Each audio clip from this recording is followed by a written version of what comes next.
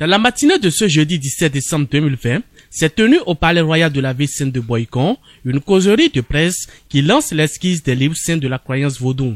La dite causerie présente entre autres rubriques 2 panels de communication.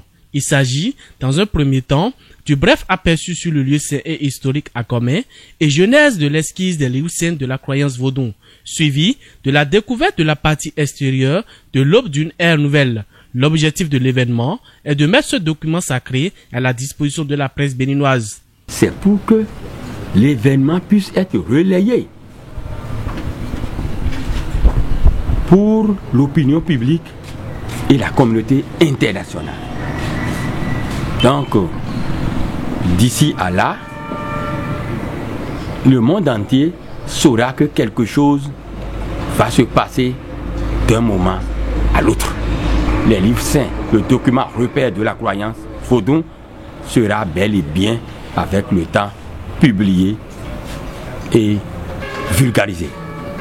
Là, à partir de cet instant, l'assainissement du Rontoben ou de la communauté spirituelle et religieuse de la croyance vaudou sera facilement assaini.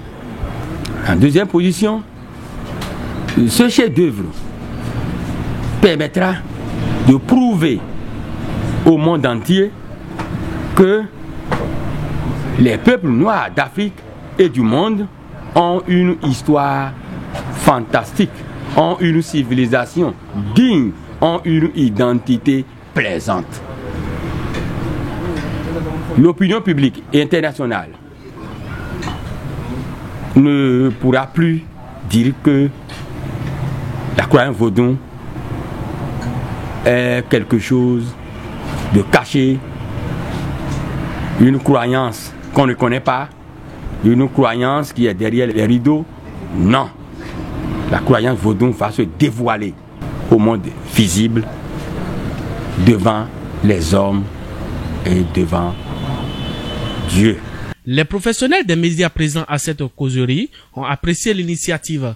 On ne saurait parler de la culture sans que les hommes de presse, les plus culturels, en tout cas les culturels, ne soient là. Et c'est donc pour moi une joie de venir découvrir ce palais. Aujourd'hui, quand on parle de cette culture, on parle de Rontoben, on parle de tout ce qui concerne le vaudou, beaucoup ont tendance à diaboliser donc cette culture-là. Et ce qui fait que les Béninois, ce qui fait que les Noirs restent les dessouchés de toute culture. Et donc, en parlant de cette culture aujourd'hui, c'est une occasion de venir encore se ressourcer, de venir en tant que journaliste chercher les méandres de notre culture pour pouvoir, puisque c'est nous qui informons la population, pour pouvoir donc remettre la population dans sa culture, remettre la population à l'eau, à la vague donc de cette culture-là qu'est la culture vaudou. Ce qui ressort de tout ce que nous avions entendu ici aujourd'hui est que au-delà de tout, au-delà du christianisme, de la région musulmane et tout, l'Africain, le noir africain doit considérer qu'il ressort d'une culture, il ressort du culte vaudou et donc il doit pouvoir chercher à aller à la source, aller à l'origine même de cette culture. S'inscrivant dans la même logique, le président de la commission des affaires culturelles de la mairie de Boycon félicite et encourage l'auteur de l'esquisse tout en lui faisant promesse du soutien de la municipalité. Sa Majesté Arinadje est en train de lancer un esquisse qui est vraiment basé sur la culture des Boyconoises et des Boyconois. Et étant dans la même vision de notre PDC, le plan de développement communal, le maire, avec son conseil, ne peut pas rester en marge. Le maire, avec son conseil, encourage Sa Majesté à aller toujours de l'avant dans le même parce qu'un peuple sans culture, c'est un peuple qui n'existe pas. Afin de faire connaître à la communauté nationale et internationale les richesses culturelles et cultuelles qu'incarne la croyance vaudou, l'écriture de cette œuvre divinement inspirée a valu une grande période de réflexion et de recherche. De ce chef-d'œuvre, les lecteurs, les Africains ou tous les peuples noirs du monde vont réapprendre à être africains, à être noirs.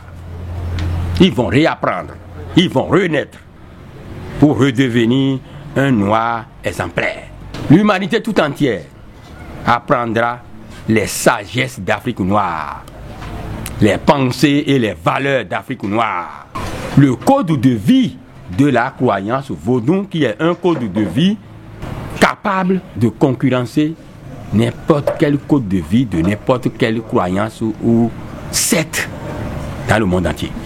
Pour y parvenir, 42 ans de recherche, et je dis souvent plus de 30 ans de recherche. Donc c'est très difficile.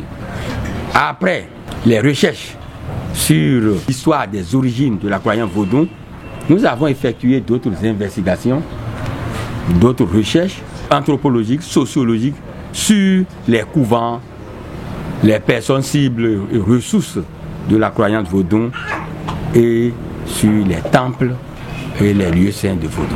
Homme noir, connais-toi toi-même et tu découvriras les secrets de ton existence.